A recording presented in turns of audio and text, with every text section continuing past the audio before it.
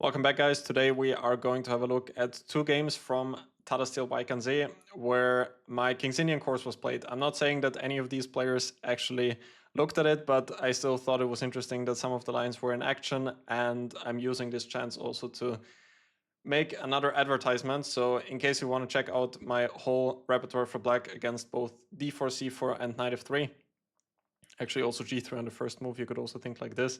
Basically anything on the first move except for e4, you got a full repertoire which I made for ChessBase based on the King's Indian in the video description down below. So the first game where it was played was between Vladimir Fedorchuk and Jordan van Foreest, which was in round number 4, obviously in the master section. Funny thing is that Jordan actually played the King's Indian already before against none other than Gukesh in, I believe it was round number 2. When Gukesh went for this line with an early h4, I think Gukesh started here with h4, which also tries to avoid the Grunfeld. At least that's another idea of this move order, but then later on they anyway went to this line in the King's Indian, where Jordan played what I believe to be the main line with a quick c5. And here in my course, just a brief mention, I usually or basically always, the idea was to answer h4 with h5 in my repertoire in my course, which was important for me to recommend lines where we can always play or always can sort of follow the same scheme. So whenever h4 was played in the course, I think in 99% of the cases we always went for h5 and went for positions like this. But the two games which we are going to have a look at, so the first one with Fedorchuk with white pieces, are both in this line with knight e6, which is obviously also my recommendation in my course, which has a couple of ideas, this move order, also to start with knight e6. You could also theoretically reach this, reach the exactly same line with this move order, but that only allows things like, well, first of all, the exchange variation, which is not particularly dangerous, but it's an extra option for white. Also, it allows this system with d5, which is actually which can be quite dangerous because white does not need to cast a short now and often has ideas to stay in the center with the king or play ideas like h3 and g4. So all of those things are sort of a bit more difficult for white to achieve if we start with knight a6. Short castle and e5 was played in that game, and Fedorchuk went for bishop g5, which is already definitely a sideline, and Jordan managed to equalize without many difficulties at all. h6 was played, and now bishop e3 back. The main line bishop e3 we're going to briefly have a look at in the second game from Murzin, which he played against Lamy in round number 5. So this is going to be next up. But Fedorchuk's idea was to provoke h6, which in some variations can definitely be a benefit for white. Like generally speaking, in those King's Indian positions now, it can often be a problem, this move h6, because sometimes black wants to play for f5, and generally white has some ideas with knight h4. Obviously also the pawn h6, pawn on h6 can often be hanging.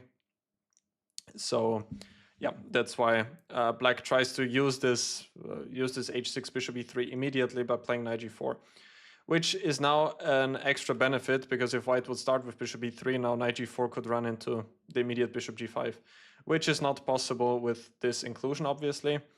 Jordan went for knight g4, bishop has to go back to c1, and otherwise bishop d2, the pawn on d4 could be hanging. So bishop c1 was played, e takes d4, and this is the way how black should react here. If you go back knight f6, then white could actually use this h6 weakness somehow. To be completely honest, I'm not exactly sure what is even the best way to make use of that in this particular case, but I know for a fact that it's best for black to take on d4 here immediately. Knight takes d4, and now queen f6 is the precise follow-up. This was all still mentioned in my course. The whole idea being, which was also played in the game, if white now takes the knight on g4, then black has no problems whatsoever, because a lot of pieces are exchanged, and there's a lot of pressure on the white center. Around here, I was already feeling quite optimistic for Jordan. Obviously, white's position is still not bad or anything just yet. queen e2, knight c5 was played, rook d1, bishop, queen to e5. But it was already feeling like, at least to me as a spectator, it was feeling like white is the one who needs to be a bit precise here, not to end up under some tension in the center. Like there could be some ideas like rook e8 coming, maybe even f5 could be there. Fedorchuk played now a decent game, and it later on ended in a draw, but I don't think at any point it was black who was in any danger whatsoever. Here he was up 2 pawns, but yeah, white regained the material because b7 is hanging and h6 will be hanging after that as well. But definitely a pretty favorable opening outcome for Jordan in this game with the black pieces. Just to mention here, my main line in my course was here knight b3 with another model game actually also played in Vaikanze between Gelfand and Neidich in the year 2014. And now there was a nice motive of the queen h4, bishop f4, bishop e5 is a cool idea, which basically forces white to take. Otherwise there would be some problems on h2. And now we can improve our pawn structure, and generally speaking, black is the one who is already strategically in a better position here because the d4 square is weak. Obviously white is still not worse here by any means, but there is some potential for black. The game between Gelfand and Neidich went as follows: h3, knight f6, knight d2, and rook d8, knight d5 is important for white when black, however, equalizes with not many difficulties after taking and trying to attack white's center and also get rid of this backward pawn by going c6 immediately, with the point that white cannot capture here well, because there are always ideas with queen g5 or queen f4 when there are some problems to protect the knight on d2. So that was the first game which I wanted to show you. Now let's have a look at the next one, which was the game between Erwin Lamy and Marc-Andrea Maurizi. Maurizi, we already know, is another King's Indian expert. He had this very nice idea in the European Team Championship. You can find that video on my channel as well. I did a video on the best openings idea from the European Team Championship 2025. So in that game, it was the same line like we've seen earlier with knight f3, short castle, bishop e2. And Maurizi started with e5 here, short castle, knight a6. So as I said earlier, my recommended move further is knight a6 first, and only after short castle to go e5. But he started like this, and now bishop e3, which is the main line. And here we go for queen e7. As I mentioned earlier, knight g4 here would run into bishop g5, and now f6 is not really a move which black wants to make. Also moving with the queen is not perfect, so that's why queen e7 is the main move here, at least the modern main move, and also my recommendation. Now the whole purpose of queen e7 is to put direct pressure on the pawn on e4. So now already e takes d4 followed by knight takes e4 is in fact a threat. And that's why white usually goes for d5 here, just to close off the center. And now we get the typical type of King's Indian structure with a closed center. Now, again, in those type of positions, white usually has sort of a positional threat, which is the move knight d2. After which he can always solidify the center with f3 and then start playing on the queen side, which is especially dangerous of a plan because now the knight is on a6, and once white gets this a3 b4, black plays without this knight kind of an a6. So it's important to immediately go for the plan with f5 with knight to g4. Now white should go for bishop g5, f6, and now bishop h4, because if the bishop goes back immediately, then black could immediately strike in the center with f5. And at least with this idea bishop g5, bishop h4, it's still a bit more difficult for black to get f5 because the queen is still under attack on e7. Now the main line continues, and also my recommendation, knight h6, knight d2, and now the move g5. Generally the idea of knight h6 is to prepare this idea to go for g5, and after which the bishop goes back to g3, then f5 is coming on the next move. And then black wants to recapture with a knight on f5. So knight d2 played by Lamy. I think we're still following here absolute mainline theory. G5, bishop g3, and now f5. Take on f5 and knight takes f5. When I was saying we're following mainline theory, I actually didn't mean it in that sense, because this whole idea with knight h6 and then to take on f5, I believe is already not necessarily some of the main lines, one of the main lines, because I think, if I'm not mixing things up here, it's also quite popular for black to go for some ideas like this to take back with the bishop on f5, Hope I'm not mixing things up here, but I think this is the usual way of playing for black. And this was kind of an idea for black to surprise white, to go for this idea to take back with a knight on f5.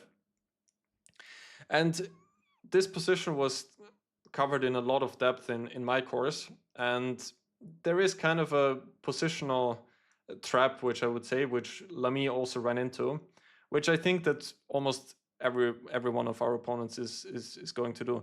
So the move knight d e4 was played by Lamy, which I don't think there can be anything more logical than to go for this. And I'm not saying that after this move black is already much better or anything like that, but I think it lets black equalize much more easily, like against any other moves.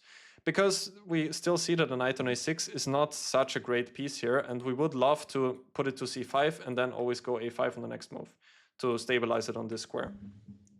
The problem, however, is if white makes a move like rook c1, the knight is not easily getting to the c5 square, because now if we go knight c5, if black gets another move and plays a5, I don't think black would have so many difficulties. But white will play b4, and then the knight again has to move, and white will be already one step closer to getting the move c5. So that's why for white it would be very smart here to delay the move knight d to e4. Because after the move which Lamy played, knight d e4 immediately, now black, of course not knight c5 immediately, because then our pawn structure would be pretty horrible with this weakness on e5. But instead, what Murzin played, also my recommendation, the move b6. And now on the next move, we're going to play knight c5. And if white then takes on c5, black is going to be very happy to take back with the b pawn, which at the same time, after this structure would appear, like in the game h3 was played, knight c5.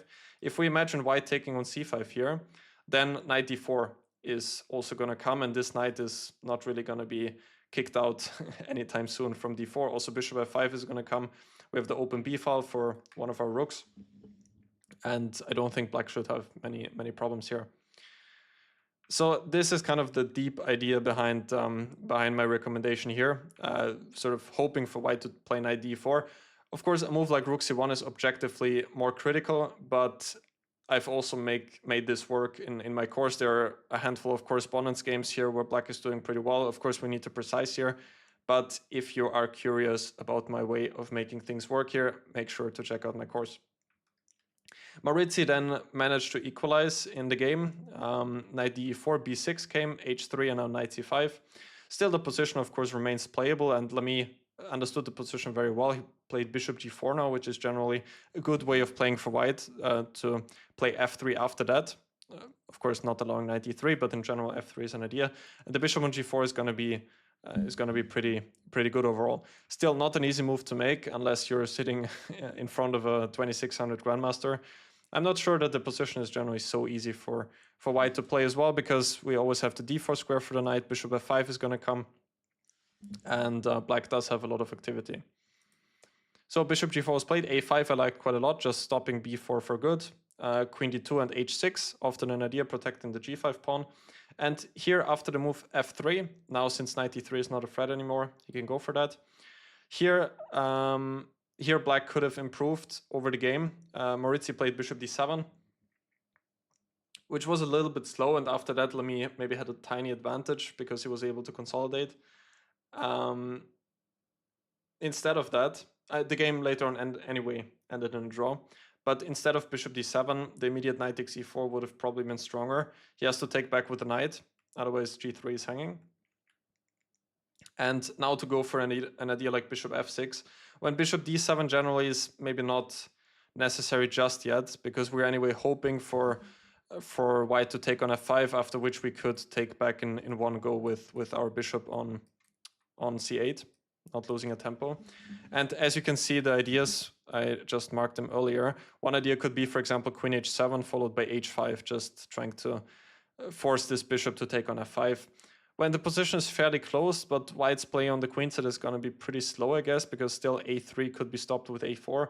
So white would need to prepare it with b3, a3, rook b1, b4. And in the meantime, I think black is going to be in time to just get counterplay with queen h7 and h5. I also wanted to point out here that a very basic strategical mistake here for black would be to take on g3, because now after knight takes g3, black is going to have a lot of problems on the light squares. Even worse now would be to take on g4, after which this knight is always going to stay on the e4 square, and the bishop on g7 is not doing anything at all, and white can just slowly advance on the queen side, and black is going to have a terrible suffering ahead of him. Usually kind of a King's Indian tip here, before you suffer in a position like this after knight e4, I would always just give away this pawn to get some activity on the long diagonal and try to play for the dark squares. So this is always usually a better practical try, just opening up the diagonal for the bishop in the King's Indian before you just sit and suffer with this bishop on g7. But of course, it would be better in the first place not to take on g3 anyway here, but to play this idea with bishop f6. As I said, bishop d7 here was played in the game, and still it was a fighting game when Lamy was maybe a bit better, but the game later on ended in a draw. Anyway, so I hope you guys enjoyed this small excursion into some King's Indian territory. Again, you can find my course in the video description down below, which I did for ChessBase in last summer. And yeah, hope you guys enjoyed the video, and I'll see you guys soon.